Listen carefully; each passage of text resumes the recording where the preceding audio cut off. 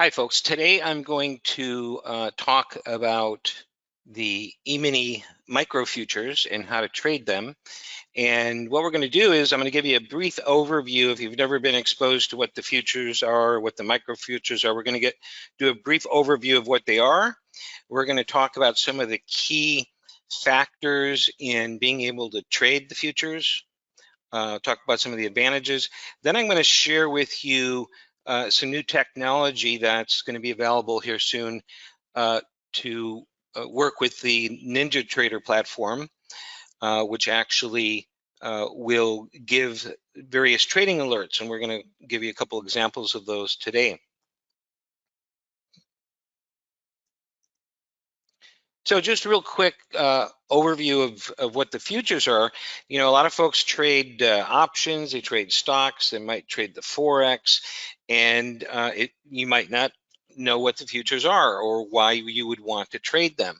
Now, I traded stocks for a long time, swing traded stocks as well as day traded stocks, and when I discovered the futures market adds a whole new element to actual day trading. It's a very highly leveraged market, and now, especially with the micro futures, you can trade these trading vehicles with very small account sizes, right? Instead of have to have $30,000, $50,000 for day trading stocks. So the futures market, we've got various symbols that we look at, and I'll just go over it. And this is all basic stuff just to acclimate everybody, get us on the same page before we start talking some nitty gritty here. The futures market, we trade the ES, that's the futures symbol for the S&P. There's the NQ, which represents the NASDAQ. The YM is the Dow.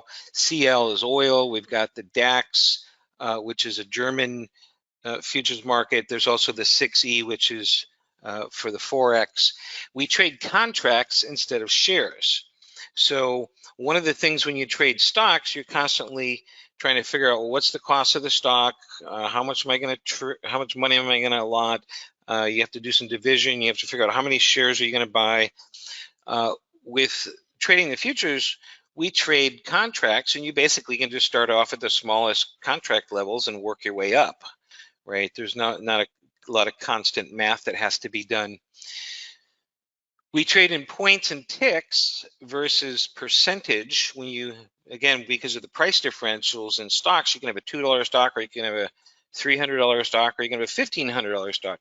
So one of the ways to keep everything relative is you talk about the percentage move, right? You know, you could catch a 10% move in a $2 stock, and you could catch a 10% move in a $300 stock, right? It's all relative. So in the futures market, we trade points and ticks. So that gets rid of, again, all that math we have to do with percentage, and we can just focus on fixed numbers of points and ticks. The other thing that's really great about the futures market, it's just as easy to short the market as it is to go long. Now, you can short stocks, but a lot of times there's some difficulty shorting stocks, or their shares are not available. And so it's a different animal. With the futures market, it's like a mirror image. You can go long, you go short, equal ease. In any given day, you might be going long in the morning and then turning around and shorting into the late in the session. So it's just as easy to short as it is to go long.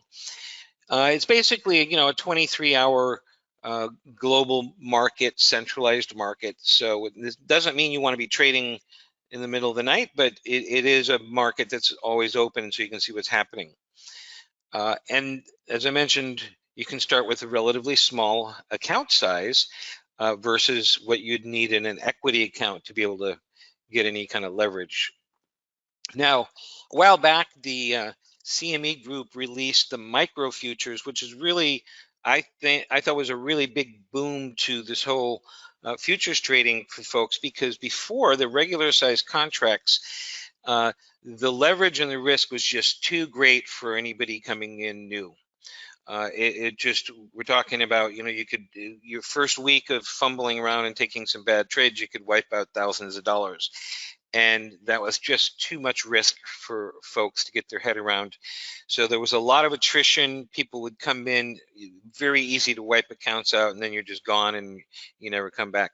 With the micros, because the risk are much lower, basically each one of the micros is 1/10 the value of the full size contract. So that gives us, we still have firepower. You can still get in there and make points and profit each day, but it allows you to start off at a much smaller level and have a much reduced risk in the beginning. So instead of $1,000 stop outs, you can finish the day with $100 down, and that's easily made back up. Now, just real quick, you can see here, I don't want to get into too many details, but I'm trying to give a good overview. Here are the standard size contracts, the ES, NQ, and YM, and you can see their commission rates. Basically, in and out on a contract is roughly under $5 on the regular size. When you get down to the micro contracts, you're talking about 82 cents round trip commissions for one contract. And so the full size contract is a little bit more commission efficient, but it's not bad at all. It is, you definitely would want to start off with the micros and just work your way up, eventually move up towards the full size contracts. Now let's just go through some components to trading the Emini futures. This is just general stuff that you would have to get through the learning curve on and have a good understanding of when you decide you want to become a futures trader. First of all, you have to understand the odds in futures trading, meaning what kind of risk, like stop levels are we going to use compared to what kind of gains are we going to shoot for, and understand those kinds of ratios. And obviously there isn't one set rule, because it depends on position sizes and the type of trading we're doing and whatnot, but that's just one thing that you have to work through and get a good understanding of. Also real important is understanding this, what I call the scalp runner concept. A lot of folks think you can come in and say, wow, I'm just going to go for with the ES futures contract, I'm just going to go for a point or two and that's it. That's all. I'll be happy. And I just do that every day and make plenty of money, right?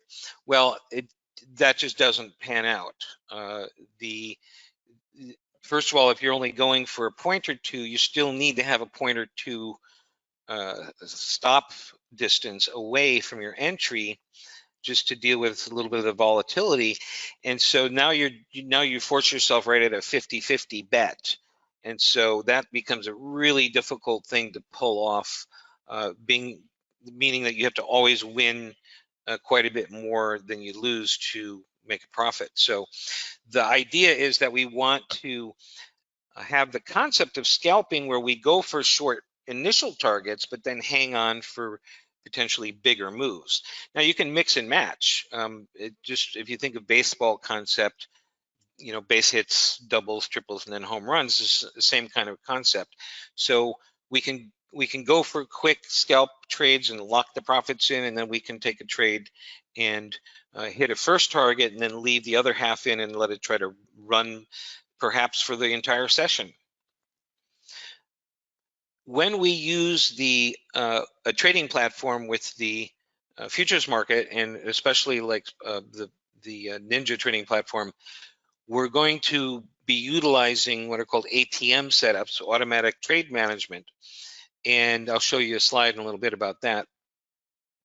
And this is basically where we can semi-automate our trades. As soon as we place an entry and that gets filled, then the ATM strategy will put the targets in and put the stop in, and we can even build in some trailing stop logic into those. So there's all kinds of variations on that, and that's an area that you have to get involved in a little bit. Some of the setup is pretty straightforward, and there's a lot of different examples. Understanding how to trail your stop and pick targets. And so when you're letting things run and move, you want to protect your trades as they go. So there's various methodologies to know how to do that. And I'll show you a couple here in today's training. And then picking targets. Where are good places to shoot for? All right. And then finally, following a pyramiding trading plan. And what that means is you can start off with one or two of the micro contracts, very low risk, easy on your nerves. You can't destroy yourself with the micros. And as you build skill and knowledge and experience, right, and you can maintain your profitability as you go forward, you can increase your sizing. Gradually, little by little, you pull yourself up by your own bootstraps, and you can work up through the micros and then work up towards the full-size contracts.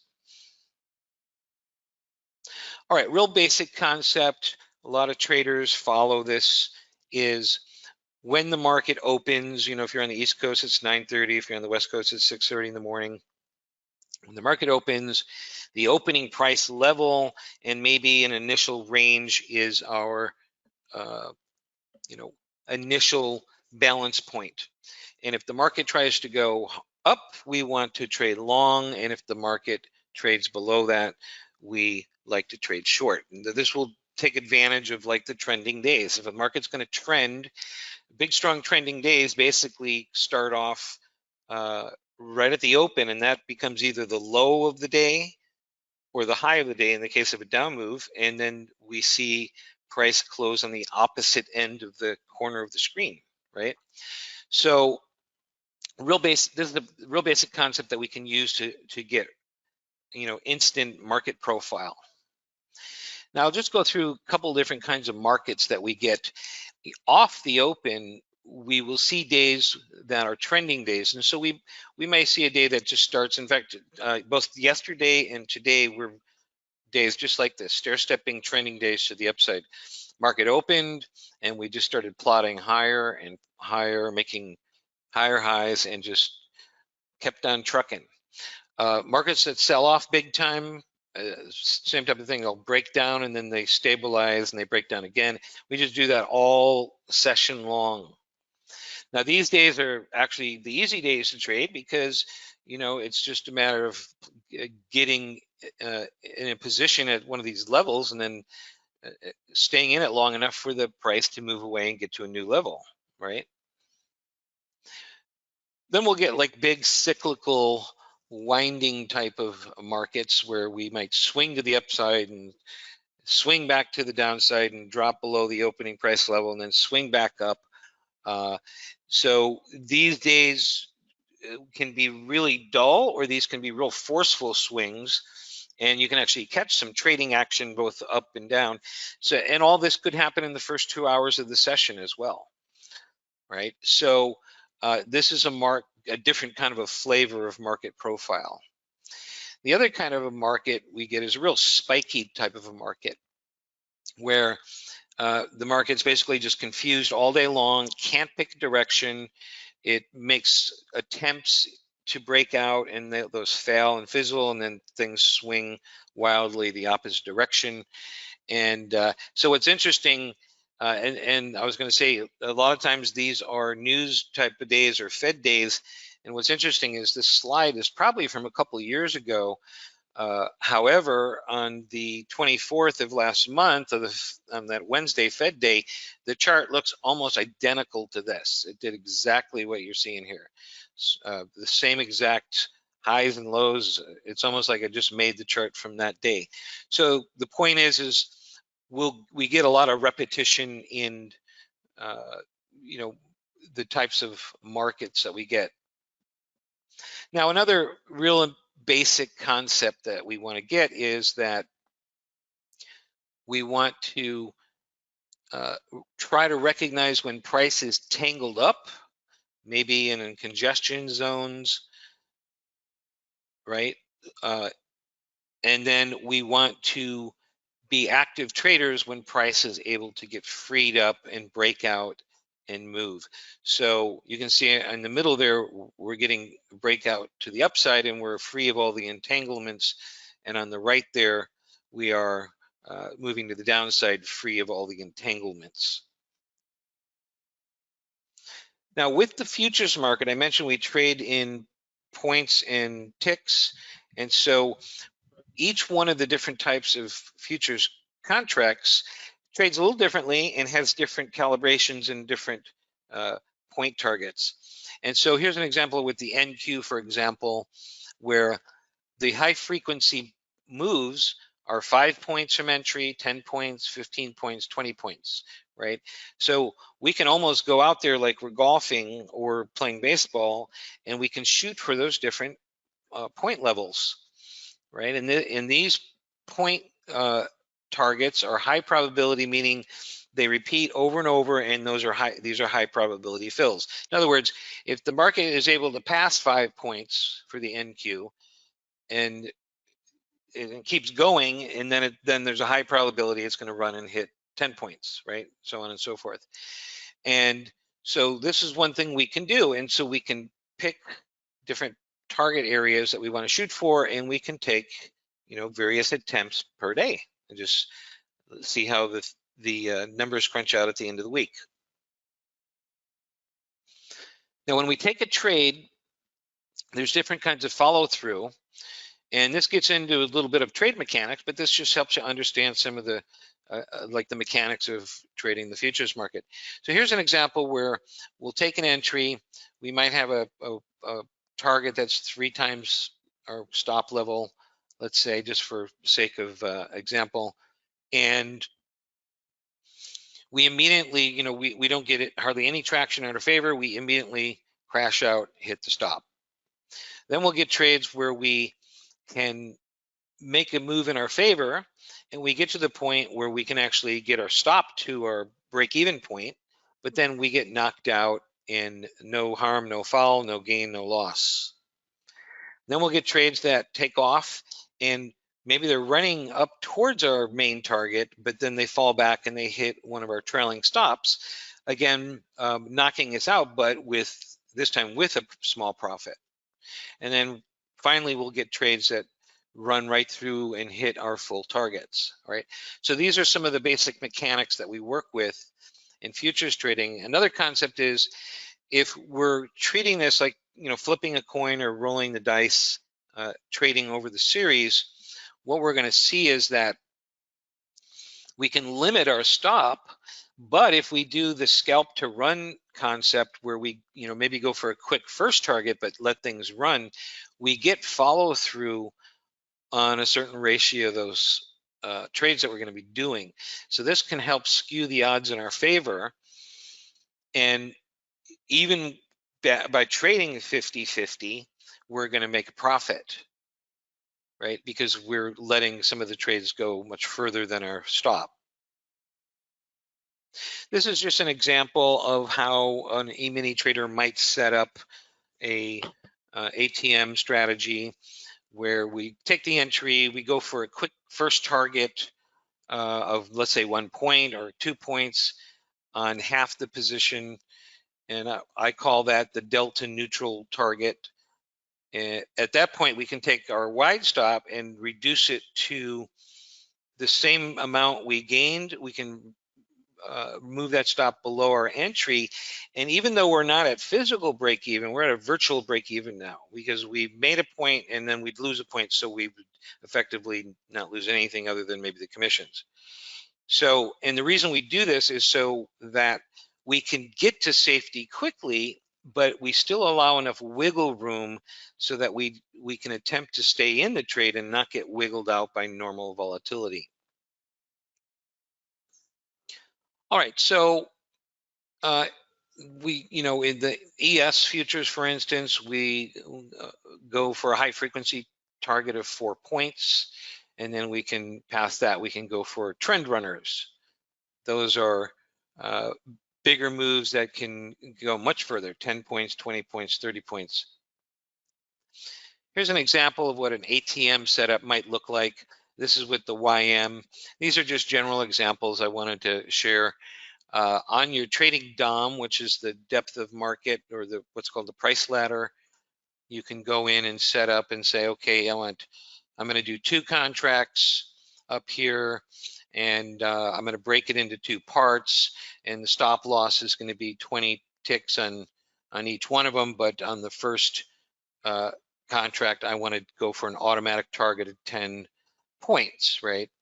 And then over here, you can have an automatic stop move where if you hit that 10 points, it automatically brings your stop from 20 points to minus 10 now, so that you're at that virtual break even. And so but you still effectively have 20 points of wiggle room. So these are some of the little mechanical things we can set up to trade with. This is what it might look like. This is what one for the ES might look like with a couple targets. And the idea is that as soon as you're filled, the ATM strategy places all of these orders. This is an example of the chart trader in NinjaTrader where you can actually drag things around and right on the chart.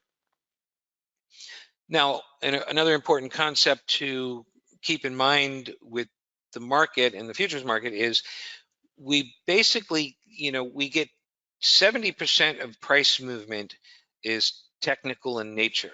We're going to get breakouts, we're going to get pullbacks to support, and then we're going to get reactions off those levels. We might bounce off of a key moving average like the 200 period moving average.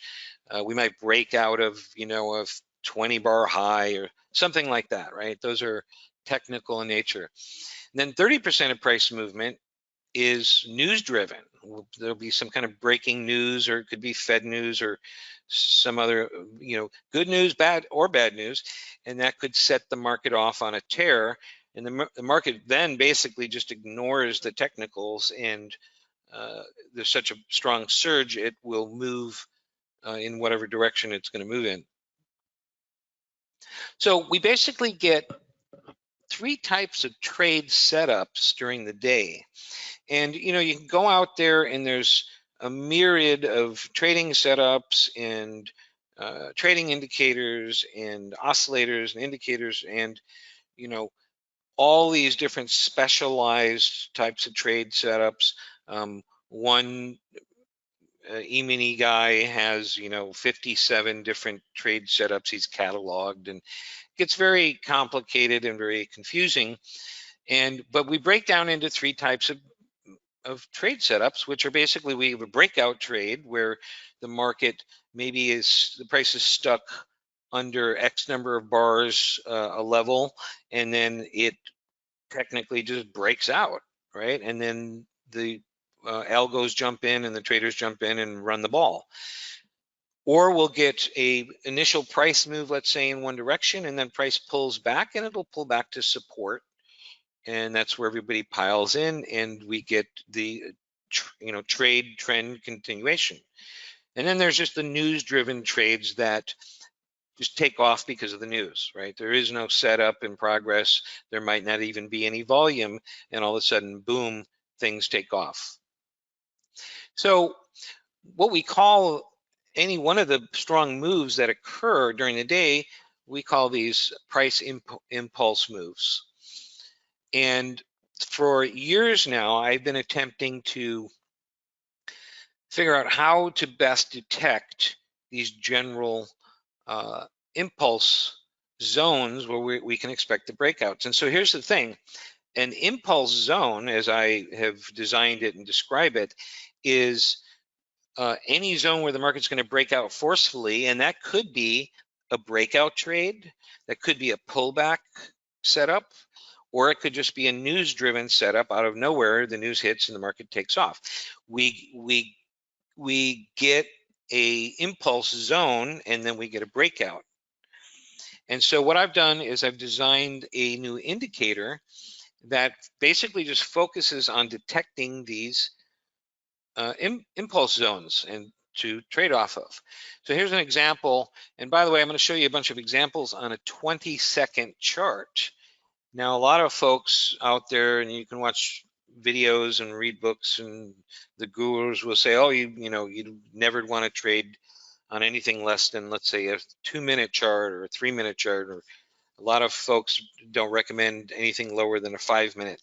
Well, I'm all the way down to a 20-second chart, And I'm going to show you why and explain why we can trade off of that time frame. The impulse zone is basically an area where, for whatever reason, it's either going to be a breakout, a technical breakout, it could be a bounce off of a pullback, or just a news pop. We get a rapid surge in volume, we get a rapid surge in price range, and then that usually sets in motion a leg of trending where we cover some good ground. Okay, so that is what an impulse zone is. Now, I've created this indicator suite, which I'll talk just real briefly about in a little bit, but one of the indicators in the indicator suite is called the power impulse zones. And so here's an example where we have it turned on.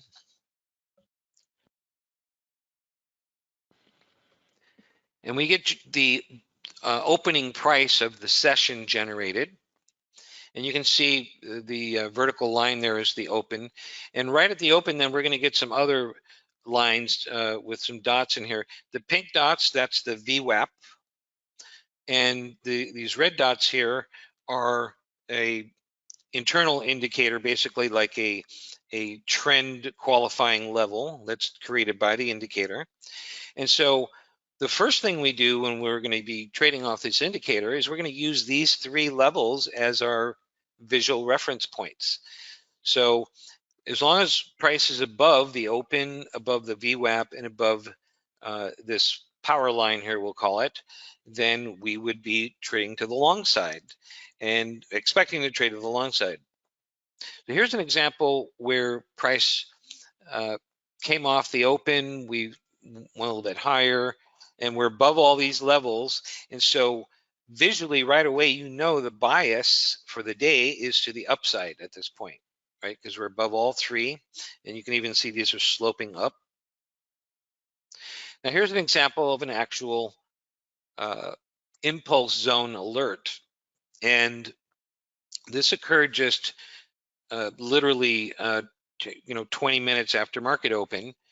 And again, we're looking at a 20-second chart. Now, the reason we're using a 20-second chart is because you can actually use any chart you want with these impulse zone alerts. The alerts are not generated off the chart you put them on. They're generated internally, right, by internal market logic. And so the impulse zone alerts are always going to be the same no matter what chart you put them on. Right, so this could be a 1-minute chart, this could be a 5-minute chart, this could be a 200 tick chart, this could be a 3-tick range chart. Whatever chart you want to put it on, you're going to get the same exact alert, right? Because it's the same exact impulse zone that's being detected in the market session. And so here's an example where we get the alert, and on this very nice tight time frame where we can, remember, each one of these is 20 seconds. This is just a generic candlestick. Each one of these is 20 seconds so that we can be right into the the nitty gritty and the micro precision. So here's an example where we got the alert, and the yellow line is the actual where you get the actual alert. So we can see that price for the next minute or so traded sideways, then we dropped off a bit, and then we broke out. And I just put these real simple trend lines in. You can see we broke out here, and so this is where you'd want to attempt your entry. And real obvious visual, you got a little pivot low there, right? That's kind of like pin bar. So you can have your stop real tight right below there and protect that. And so we're looking for price to move to the upside out of this alert zone. So here's the example. Here's the example I just showed you. So we broke out, we ran out, we hit 2 points relatively quickly. And this is where your ATM strategies would come in, and you could have your first quick target at a couple points. So you're already, by the time you hit here, you're at a virtual break even where you can't lose if you tighten your stop up a little bit. So in this example, you can see how we ran up and hit 4 points, and then we got trend continuation, hit 8 points, ended up being a 10-point impulse move. Now, I just want to show you a little trick. Let's say we take an entry here, and we want to protect our positions as quickly as possible, and we want to get to break even, you know, an actual physical break even quick. How can we do that? So one little trick, you know, and this will work on whatever you're trading, Forex or stocks, whatever time frame you're trading, minute charts or daily charts, whatever. It's called the 3-bar little trick. When you get in the example of a long, when we get 3 lower highs above our entry, that's when you can consider it prudent to move to break even or close to break even. Okay, so a little trick you can take away with you right now. All right, so just quickly, I'm going to show you some more impulse moves here. Here is a long impulse move, and well, actually, that was the same example, but I wanted to show you we ended up with 18 points of follow through. So if you had a runner in place, it's very easy to trail your stop. Every time we push higher, you would just drag your stop to the previous little pivot low. Those are real easy to see, right? So as we come down here and bounce and we start making these little higher highs here, you bring your stop up right below those pivot lows. Same thing here, a little pullback, and we're making little higher highs here, moving up above up to new higher levels, bring the stop up below the pivot lows there. And so we're doing real micro precision trading on a 20-second chart. We can get by with quicker, with tighter stops. We got more precision and precise entries, and we can visualize exactly where to move our stops to. Now here's an example. I just want to show you some variations on the theme.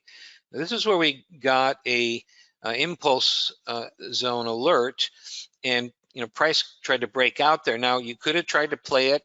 You take an entry right here, and depending on where you have your stops and how you're going to stop out. But what I wanted to show you is this. Here's where we got the impulse zone. The indicator detected it, but we kind of fizzled and pulled back. And so what we can do now is, one thing we want to do is we want to realize that the bottom to the lower third of the impulse zone is going to be our kind of a support wedge. So when we see this pullback, we want to anticipate we could then get the follow through. So here's a little example where I just drew like a little trend line, and then our first little bar that broke the trend line, we put a horizontal line above the highs there. And then you can see that we ended up getting the breakout. So just trading off of these impulse zones gives you some market context to work with.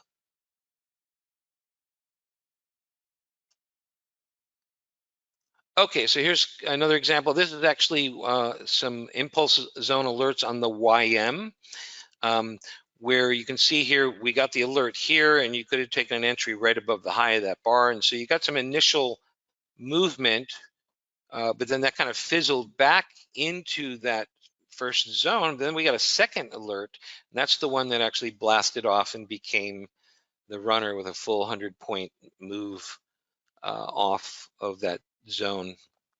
Here's a short example. This was a real forceful down move.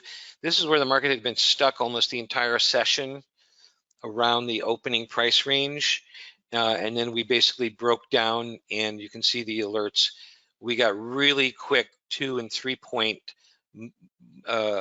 impulse moves off of the bottom of the zones in our favor, and some bounces. And then, so we got 3 successive ones there.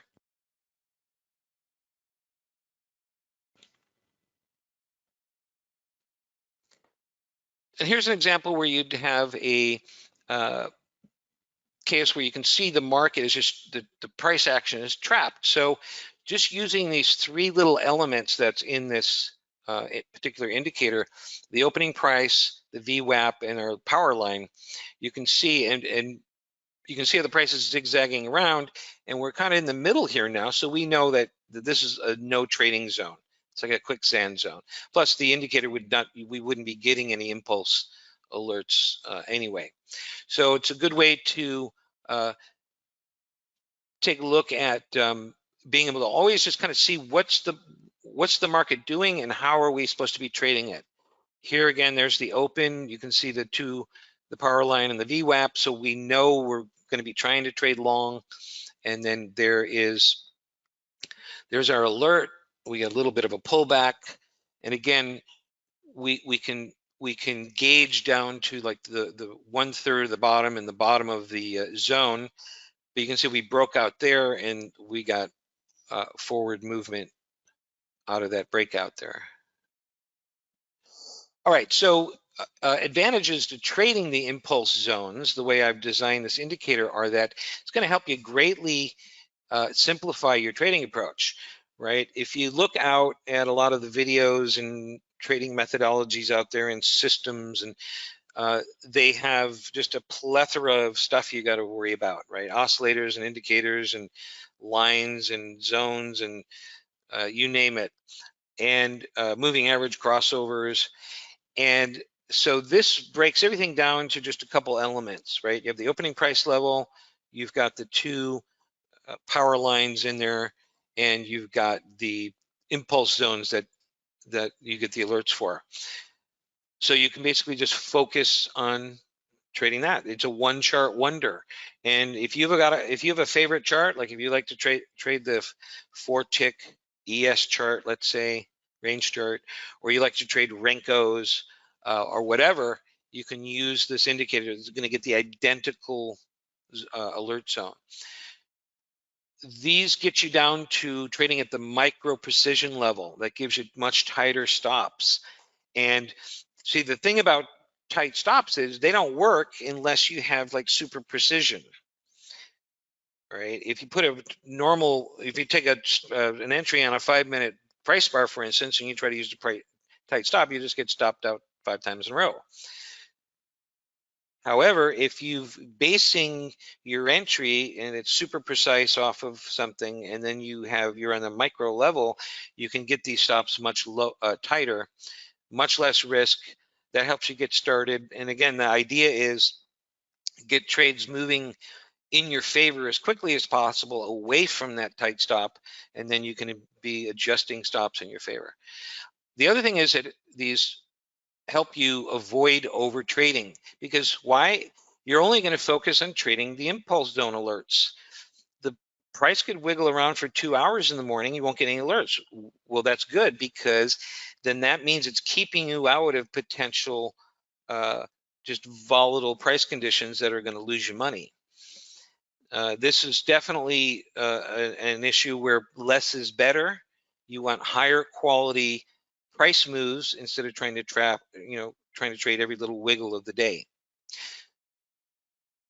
Final concept is that as you start off with the micros and as your accounts grow, you can gradually increase the size of your trades and eventually work your way up. I was going to say 10 micro ES contracts equals one of the full size. So as you progress through and work your way up to the full, through the micros, you can get up to the full size contract.